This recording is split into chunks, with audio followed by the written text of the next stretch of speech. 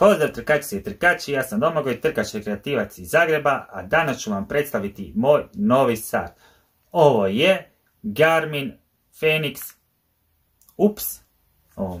Pozdrav trkači i trkači, ja sam Domagoj, trkač rekreativac iz Zagreba i kao što sam običao prošle nedelje, danas ću vam pokazati svoj novi sportski sat. No prije ću vas zamoliti da lajkajte sadržaj ako vam se sviđa, da se pretplatite na moj kanal jer jedino tako mogu dobiti informaciju vrijedi li i dalje snimati kvalitetan novi sadržaj. Hvala vam. Ovo danas neće biti recenzija sata, imam ga tek 10 dana i ne bi bilo fair nakon tako kratkog perioda napraviti neku recenziju. Biće ovo više kao neki kraći uvod, neka šira detaljna recenzija ovog sata će biti tamo negdje sredinom ljeta, ta ću onako baš secirati sat u detalje. Danas ću znači više govoriti, to je podijeliti ovaj vlog u dva dijela. U prvom dijelu ću reći zašto sam baš kupio sat koji sam kupio, a u drugom dijelu ću pa samo navesti par sitnica koji su mi se onako svidjeli na prvu kod ovog sata. Idući video koji ću snimiti biti će posvećen cijeloj nove liniji Fenix 7 satova. Reći ću znači koji su modeli i izašli, šta svaki model na sebi ima, koliko su cijene pojedinih modela Fenix 7 satova i gdje ih možete pronaći ovdje u Republici Hrvatskoj. A sad krenimo na akciju. Ovo je Garmin Fenix 7X Sapphire Solar Mineral Blue DLC Titanium. Ovaj sat sam kupio znači tek prije 10 dana.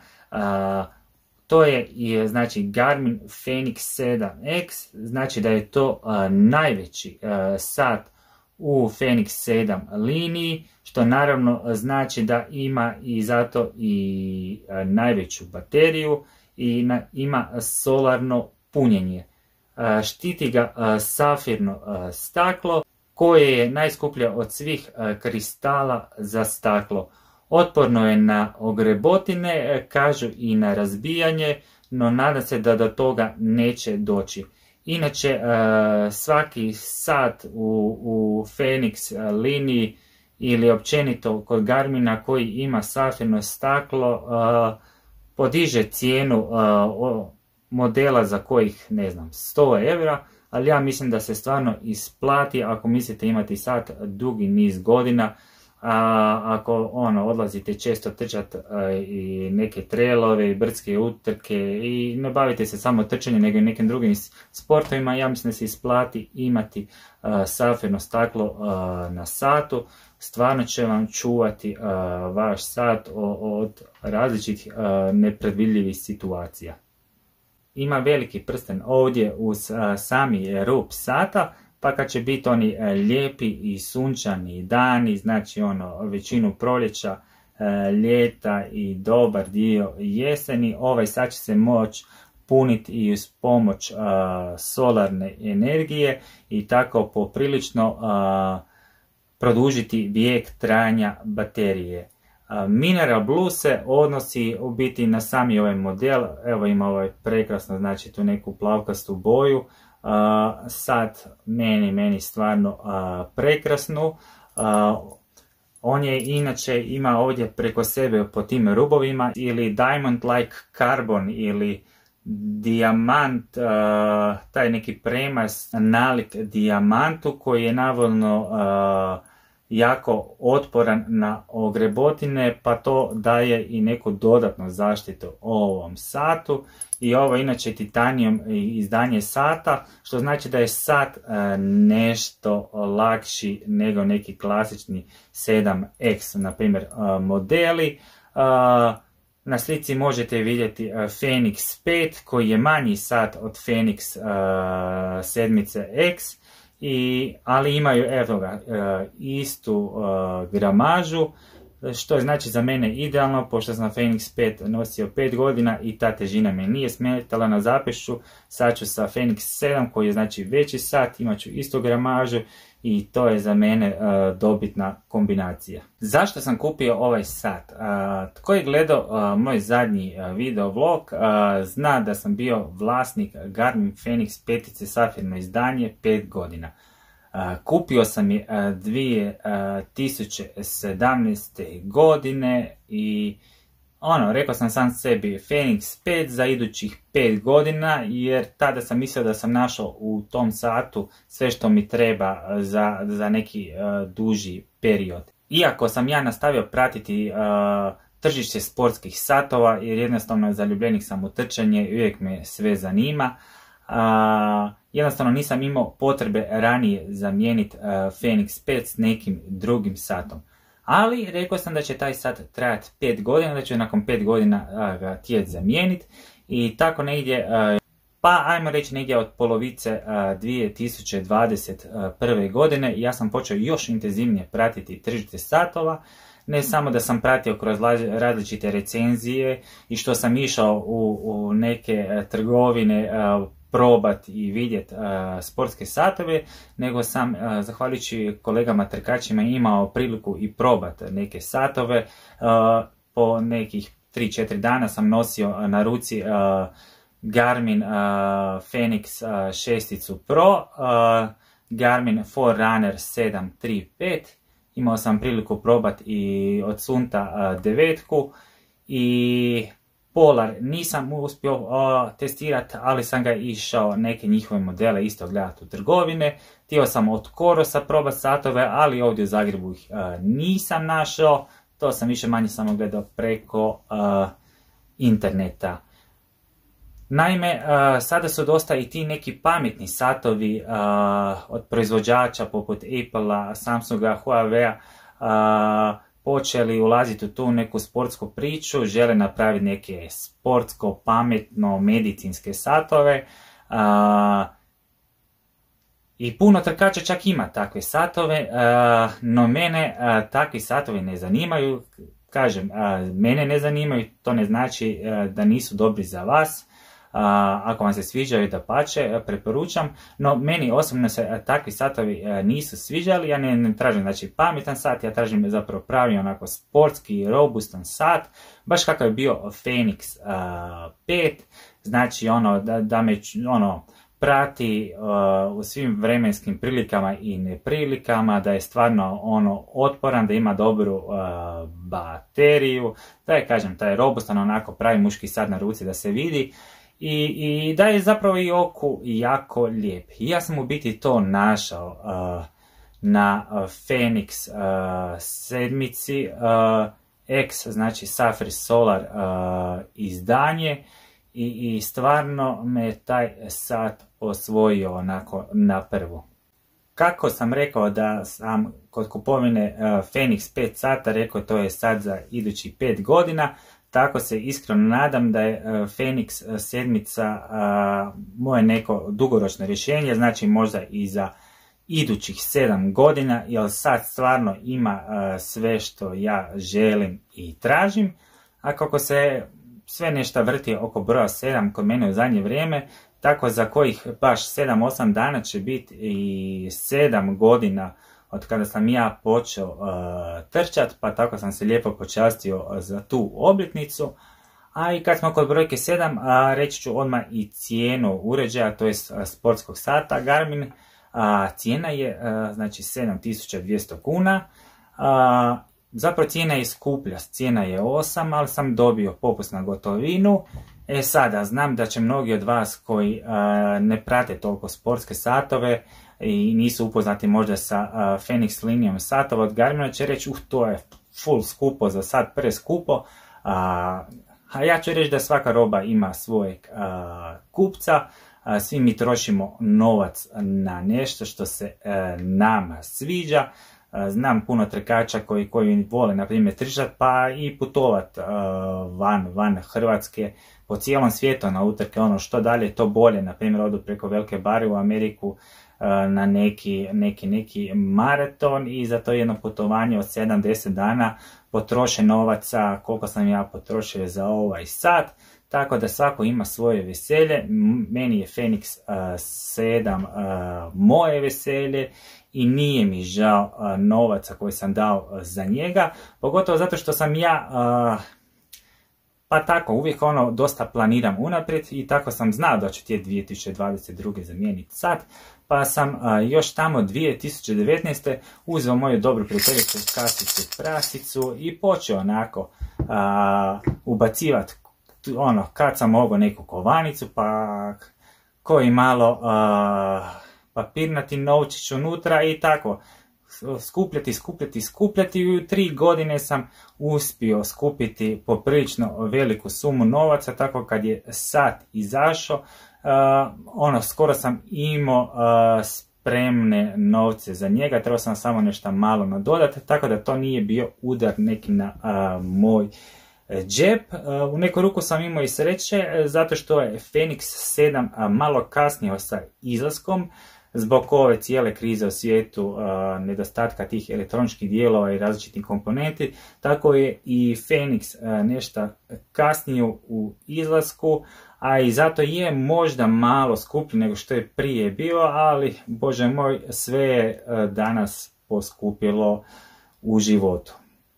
No, ako vas zanima znači linija Fenix 7 satova, kao što sam rekao na početku vloga, ja ću napraviti idući video uradak znači o cijeloj ti liniji Fenix 7 satova koja je izašla, o različitim modelima. Nisu svi skupi poput mojeg, moje je onaj top, znači najskuplji, ima sve na sebi i najveći je, zato je i najskuplji. Ima i za, ne znam, 2000 kuna manji Fenix po cijeni Fenix 7 satova, a imaju dosta toga na sebi. Sve ću to objasniti u idućem vlogu, pa koga zanima biti će sa mnom i vjerovatno onda i iduće nedjelje. A sad pređemo na drugi dio današnjeg vloga. Par sitnica koje mi se onako na prvo svidjelo kod Fenix 7X Sapphire Solar mog sata. Prva stvar koja mi se stvarno svidjela, to je čitač pulsa. U prošlom sam vlogu, kad sam recenzirao svoj Fenix 5, govorio zašto sam ga volio 5 godina, sam rekao da je on imao puno dobrih stvari, ali jedna stvar nije bila toliko dobra, taj čitač pulsa na zapešću. On je dobro bio mjerio kad je čovjek bio u nekom stanju mirovanja, kad je normalno šetao po ulici, ali kad je otišao trenirati, ako slučajno nije nosio heart rate monitor traka oko prsa, dobio bi stvarno neka čudna očitovanja. Svaki ozbiljan proizvođač sportskih satova savjetuje, ako idete na neku sportsku aktivnost, ako vam su važna očitovanja pulsa, morate nositi traku oko prsa. Na zapešću vam može prikazati poprilično dobre rezultate, ali nikad točne, pa ako vam je važno, uvijek traku nosite oko prsa. To savjetuje i Garmin, to je savjetovao u knjižnici kad sam kupio peticu, to savjetuje i sada kod sedmice. No, Garmin je ipak napravio pomak sa svojim čitačem pulsa na zapešću. Sad će se vidjeti kad se stavi prst, evo počne mjeriti odmah. I mene je to poprilično dobro iznenadilo. Ako se ne varam, ovo je taj čitač pulsa 4. generacije, znači novi čitač pulsa. Mislim da čak nije samo na Fenix modelima izašao je na nekim satovima od Garmina unazad možda kojih 6 mjeseci. Tako da nije samo na Fenixu. Kažem, poprilično je točan, poprilično je bolje od onoga što je to prije bilo. Ja jednog triatlonca pratim već godinama i jako me iznenadilo kad je on radio recenziju ovog sata, vjerojatno među prvima on bio kupio ovaj sat. I kad je rekao da je toliko šokiran koliko je Garmin popravio to očitovanje pulsa na zapešću, da će neke treninge odrađivati bez trake oko prsa. A u biti, onako dosta smiješno neku informaciju kako je Garmin stvarno sa tim zapisom napredovao je, izbacio jedan Njemac na YouTube-u. On naime recenzira sve moguće satove i valjda mu svi proizvođači šalju besplatno satove na recenziju, jedino mu Garmin ne šalje i on je užasno ljut. Sad je Garmin izbacio novi Fenix, zašto oni njemu nisu poslali besplatno na recenziju sad je on mora iskeširati ne znam koliko novaca da kupi to da bi mogao recenzirati ga.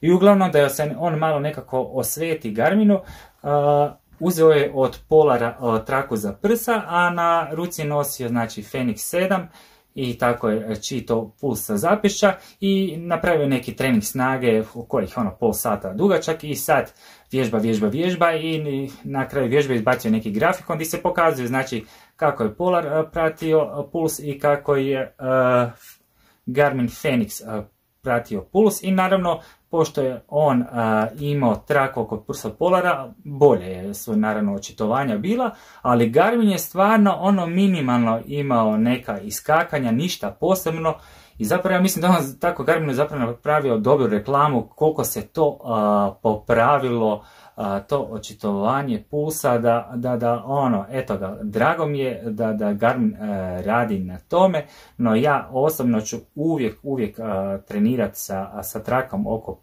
prsa, to radim od prvog dana, još od kad sam imao Sunta, znači još od 2015. jer meni je puls bitan, nekim trkačima to uopće nije bitno, to stvarno zavisi od čovjeka do čovjeka. Druga stvar koja mi se svidjela na ovom satu je solarno punjenje, naime prošle nedelje, prvo trčanje možda sa novim Garmin Fenix 7X, je prošlo za mene super, otišao sam trčati neku dužinu, na kraju se to izvuklo više od 3 sata.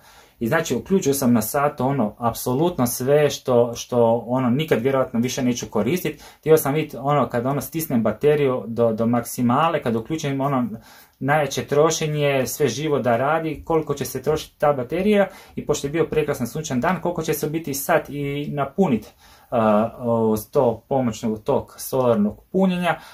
Navodno je taj prsten koji se nalazi ovdje u satu, on je valjda 3 puta širi ako se ne varam nego što je bio na Garmin Fenix 6 solarnom izdanju, znači da bi trebao još puno više te solarne energije skupljati.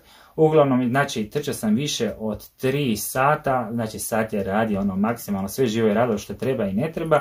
Došao sam doma, baterija je pala samo za 4%, što je bilo za mene stvarno super.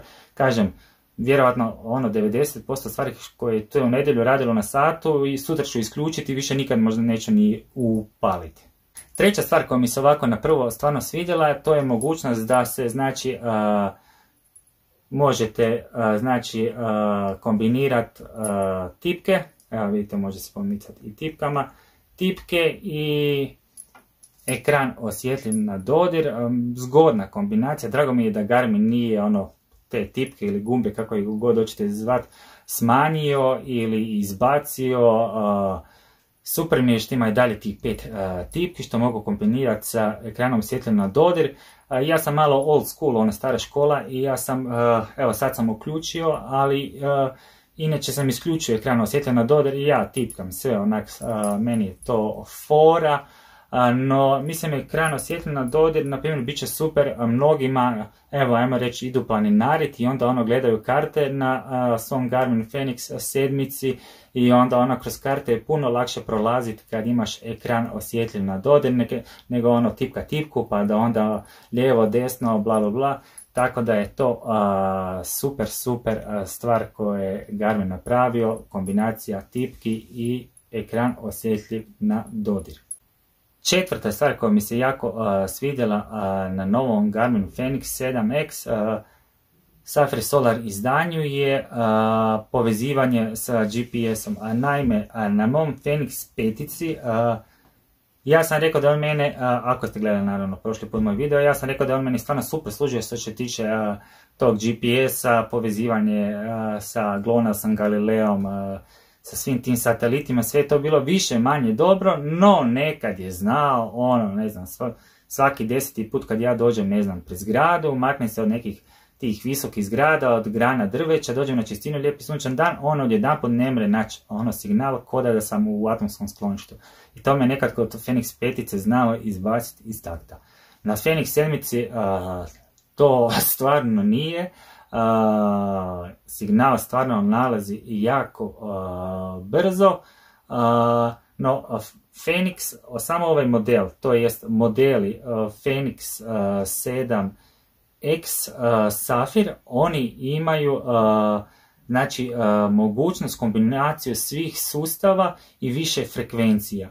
I kad se uključi ta mogućnost na satu, onda vaš signal će naći i u nekom zatvorenom prostoru u doslovnom smislu riječi za 10 sekundi, što je meni osobno oduševilo, stvarno fenomenalna stvar, ali kad je postavljeno na svi sustavi, bez ovog dodatka više frekvencija, a to svi sustavi imaju svi Garmin Fenixi, ne samo Safir izdanja, i onda mi je našao signal, malo duže traži, ali nađe i u stanu, i to je znači poprilično popravljeno, i to me znači jako oduševilo kod novog Garmin Fenixa.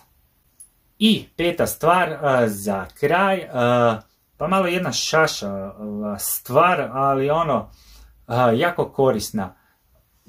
Sat ovdje ima bateriju, to je lampicu. Stisnete na primjer ovdje 2 put i uključi se.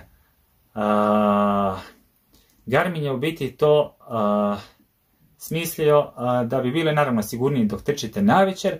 Možete upaliti znači tu lampicu na Garmin Fenix 7, ali to moram naglasiti samo na Garmin Fenix 7X. Ne treba biti Safir izdanje koje ja imam, to imaju samo najveći modeli, ovi 7X, oni jedino imaju tu lampicu naprijed, koja može znači biti jako korisna kad trčite po noći. Znači možete uključiti samo onako da svijetli ko baterija, možete uključiti i postaviti da prati vašu kadencu, pa kad vam je naravno onako ruka naprijed, svjetlit će to bijelo svjetlo, a kad će ruka ići prema nazad, svjetlit će crveno svjetlo, što je stvarno zgodna stvarčica za sigurnost u prometu.